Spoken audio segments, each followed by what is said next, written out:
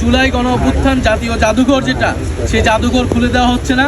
5ই আগস্টের মধ্যে জুলাই জাতীয় জাদুঘর খুলে দিতে হবে, না হলে জনগণ নিজেরাই সেই জাদুঘর কিন্তু খুলে নেবে এবং নিজেরাই সেই জাদুঘরে যাওয়ার ব্যবস্থা করবে। জুলাইয়ের দ্বিতীয় বর্ষপূর্তিতে এই নূর এদিকে, তুই আমার কাছে আয়, নূর নূর আরো কাছে আয়।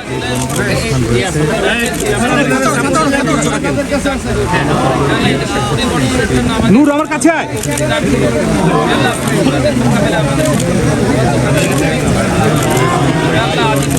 মোকাবেলা আমাদের সকলকে এদেশের পক্ষে কাজ করার এদেশের ভিতরে আপনি পরিবর্তনের জন্য জাতীয় নাগরিক পার্টিকে সৈনিক হিসাবে কাজ করার। নূর আটু সামনেটা সামনেটা নূর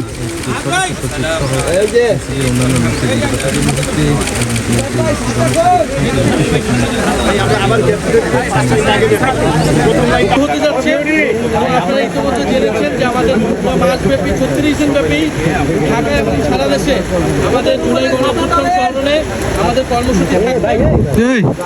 সাংবাদিক ভাই বোনেরা এবং প্রিয় দেশবাসী, আজকের এই দিনে আমরা শ্রদ্ধার সাথে স্মরণ করছি আবু সাঈদ, শহীদ আবু সাঈদ, মুগ্ধ, ওয়াসিম, ফারহান ফায়াজ, রিয়াকব সহ জুলাইয়ের যে 1400 শহীদ এবং 30,000 যারা আহত রয়েছেন, জুলাই যোদ্ধা যারা রয়েছেন, তাদেরকে আমরা শ্রদ্ধা বলে স্মরণ করছি।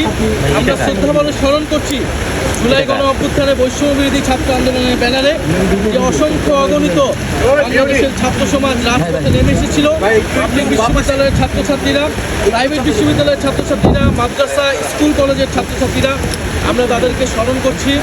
আমরা স্মরণ করছি শ্রমিক ভাই বোনেরা, নিম্নবিত্ত শ্রেণীর মানুষেরা যারা জুলাই গণ অভ্যুত্থানে নেমে জীবন দিয়ে এই গণ অভ্যুত্থানকে সফলকাম করেছিল। এবং আমরা স্মরণ করছি আমাদের নারী সমাজকে, আমরা স্মরণ করছি আমাদের পেশাজীবী যারা শিক্ষক, আমাদের যারা শিক্ষক, অভিভাবক, সাংস্কৃতিক কর্মী, আমাদের আইন সমাজ, আমাদের সাংবাদিক ভাই বোনেরা, আইনজীবী সহ যারা বিভিন্ন পেশাজীবী মানুষেরা এই গণ অভ্যুত্থানে নেমে এসেছিল।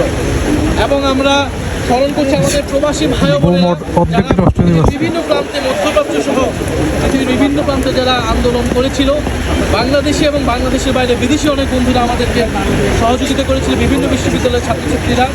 আমরা স্মরণ করছি যারা সাবেক সেনা অফিসার সহ সেনাবাহিনীর যারা তরুণ কর্মরত অফিসাররা যারা জুলাই গণ অভ্যুত্থানে প্রত্যক্ষ এবং পরোক্ষভাবে সহযোগিতা করেছেন।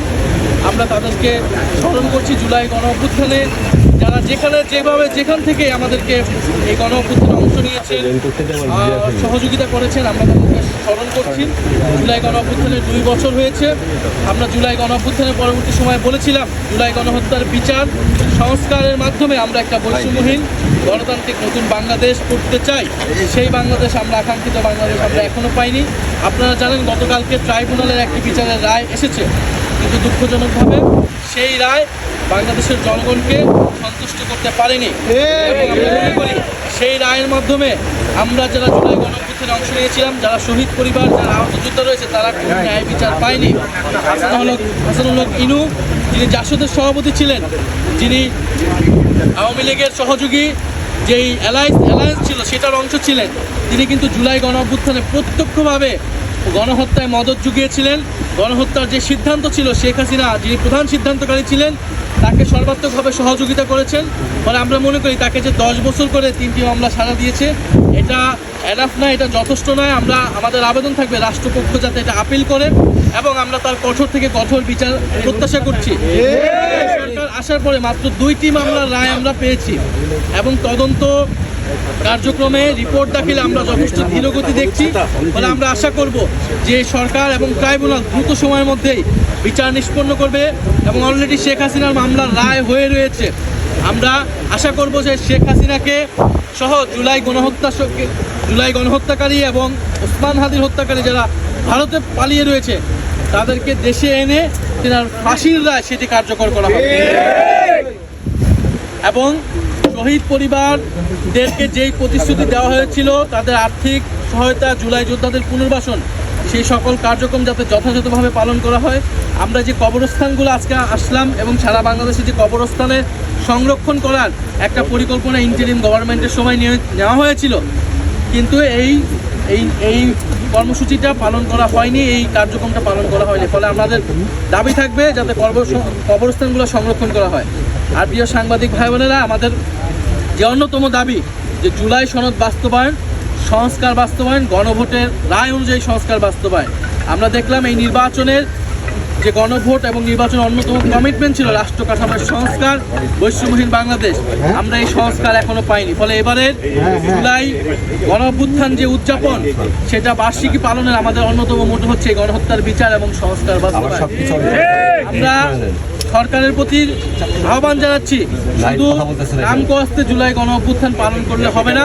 জুলাই গণঅভ্যুত্থানের যে আকাঙ্ক্ষা, সংস্কার বাস্তবায়ন, গণভোটের রায় বাস্তবায়ন করে সরকারকে প্রমাণ করতে হবে সরকার জুলাই গণঅভ্যুত্থানের পক্ষে আছে, জুলাই গণঅভ্যুত্থানের সাথে আছে। এবং জুলাই গণঅভ্যুত্থান জাতীয় জাদুঘর যেটা, সেই জাদুঘর খুলে দেওয়া হচ্ছে না।